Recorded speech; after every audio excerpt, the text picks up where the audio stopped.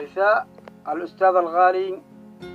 فقيد اليمن عبد الله علي الليث رحمه الله، وهي إهداء لأسرة الفقيد في قرية العبرة وكل قبيلة من قبائل عزلة هدفان، مهداة من محمد عبد السلام الليث، وكلمات وأداء الشاعر شمل الجادي.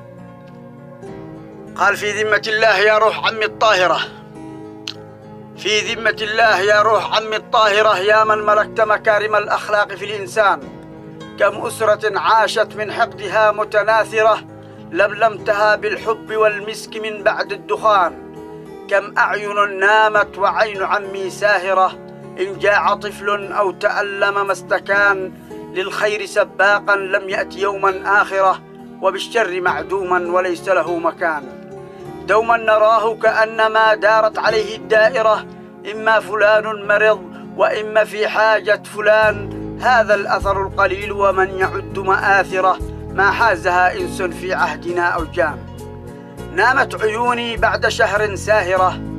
حزنا على عمي لم تهدأ الأجفان، فرأيت عمي في ثياب فاخرة، يشع منه النور من دونه قصران، ناداني يا ابن أخي فانطلقت أباشرة، لبيك عماه شاخص الأعيان، فقال لي: بلغ هذه الرسالة العاطرة لكل أحبابي في موطني هدفان،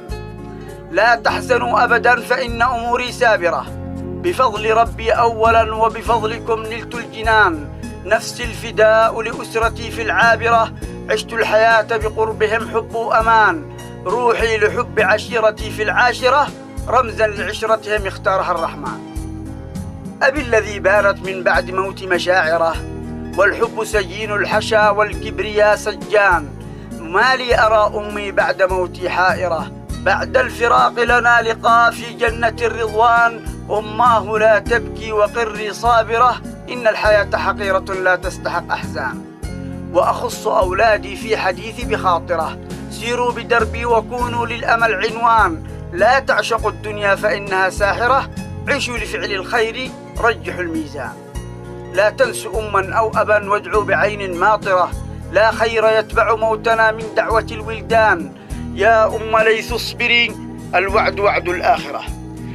يا أم ليث اصبري الوعد وعد الآخرة، لا يغنني عنك ألفا من الحور الحسان، وقل لإخواني تلك الليوث الكاسرة، لله دركم إخوان صدق أيما إخوان،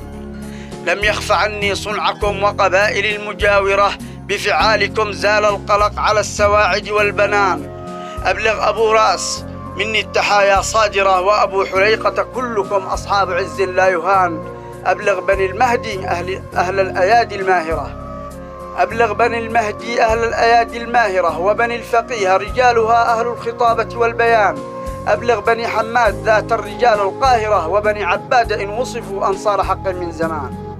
بنو النجار وشيبة كل لها مع النبي ظاهرة، حملوا مفاتيح الحرم حملوا اللواء في الميدان، أبلغ بني طه أهل العقول النادرة، والجابري وكلاهما أهل الفصاحة واللسان،